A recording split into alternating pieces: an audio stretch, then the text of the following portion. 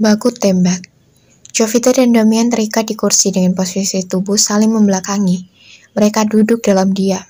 Jovita memilih pasrah. Jika aku harus mati saat ini, setidaknya aku tidak hidup sendirian lagi di dunia ini. Aku pasrah, ucapnya dalam hati. Mereka berdua tidak bisa saling bicara dan tidak bisa saling melihat karena mata dan mulut mereka ditutup. Tetapi tiba-tiba tangan Damian menggoyangkan tangannya di tangan Jovita. Tangan mereka diikat ke arah ke belakang. Damian berusaha membuka ikatan tangan Jovita saat ia tak mendengar langkah kaki di sekitar mereka. Saat ia berusaha membuka ikatan, tiba-tiba sebuah tangan membuka penutup mata Damian. Sst. Tony tiba-tiba muncul dari plafon. Ia terlihat seperti manusia kelelawar. Sst. Ia menuju penjahat penjaga yang sedang menerima telepon. Saat ini tangan Damian sudah terlepas dan Tony naik lagi ke atas plafon. Ia menunggu waktu yang tepat. Lalu Damian melepaskan ikatan tangan Jovita.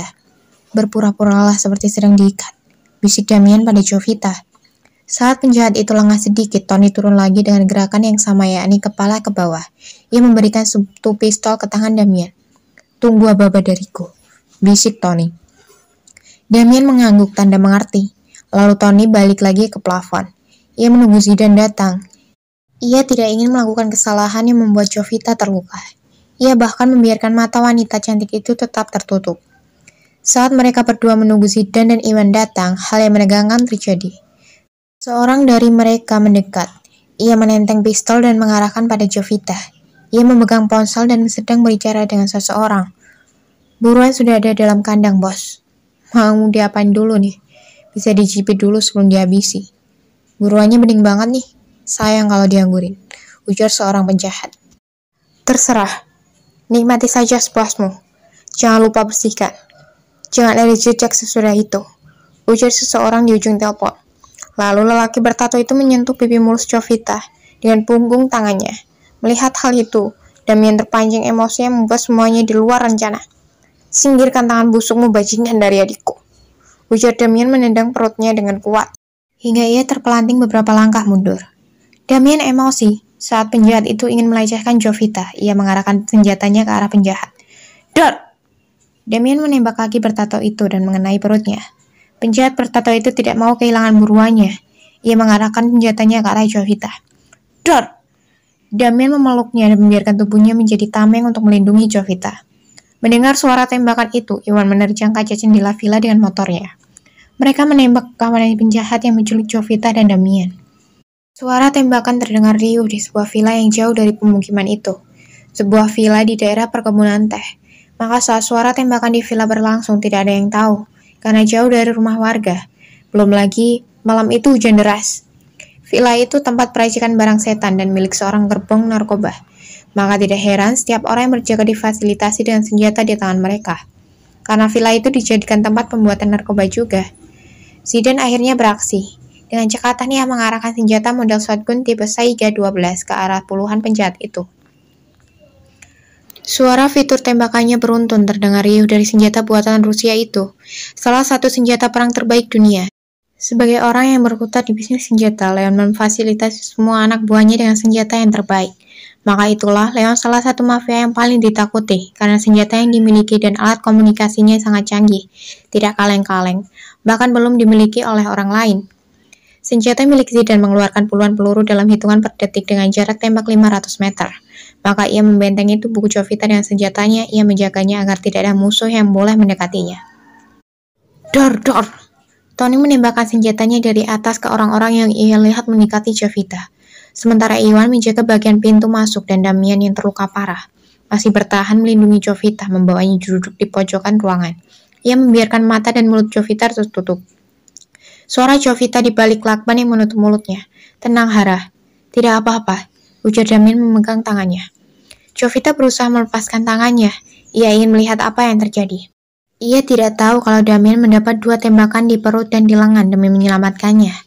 Sementara Leon dan Rico terjebak macet karena hujan deras. Brengsek! Sial! Leon mengamuk. Ia memukul samping mobil. Wajahnya sangat khawatir. Apakah masih jauh lagi? Menurut titik koordinatnya yang diberikan Kinan, tidak lagi, bos. Tidak ingin melihat bosnya mengamuk, Rico turun menerjang hujan deras. Ia berlari ke depan melihat apa yang menjadi penyebab kemacetan. Ternyata, ke arah perkebunan teh sengaja ditutup dengan sebuah pohon. Para penjahat itu yang melakukannya untuk mengulur waktu. Lalu ia kembali lagi ke mobil. Bos, ada pohon yang dibentangkan. Leon juga keluar menerjang hujan. Dia dan Rico mengangkat pohon dan menyingkirkannya. Barulah mobil bisa berjalan. Rico harus berhati-hati karena jalanan sangat menanjak menuju villa. Jalanan itu semakin licin karena hujan semakin deras. Di sisi lain, sekitar 20 menit saling baku tembak, suara tembakan berhenti. Melihat rekanan mereka yang tertembak, sebagian anak buah penjahat itu memilih melarikan diri dan meminta bantuan. Zidane dan Iwan tidak mau lengah. Zidane bertugas menjadi mata elang. Ia mengambil posisi di balik lemari, sementara Iwan masih berjaga mengawasi pintu. Tony mendekati Damien yang terluka. Ia masih memegang kedua tangan Jovita. Ia tidak membiarkan wanita itu melihat keadaannya. Kita harus pergi dari sini. Aku yakin bahwa pemilik tempat ini akan datang. Tony, dia ada. Jovita membatin. Jovita meminta dibuka mulut dan tangannya. Tidak usah, Hara. Biarkan saja tetap begitu, ujar Tony.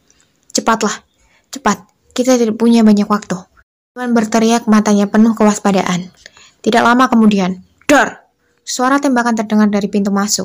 Beberapa orang datang mengendarai motor. Tony mendorong tubuh Jovita berlindung di bawah sebuah meja dan Damien yang sekarang duduk di sampingnya, memegang luka tembak di perutnya.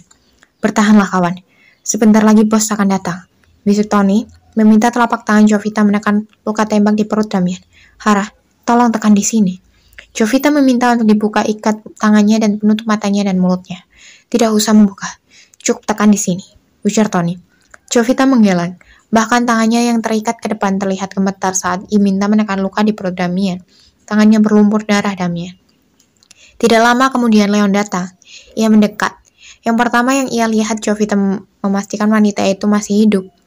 Ia terdiam saat melihat Damien terluka dan sekarat. Sementara Jovita dengan keadaan mata dan mulut tertutup, tubuhnya gemetaran dengan telapak tangan berlumuran darah. Saat Jovita diminta menekan perut Damien, ia akhirnya tahu kalau lelaki yang baru saja merayakan ulang tahun itu tertembak.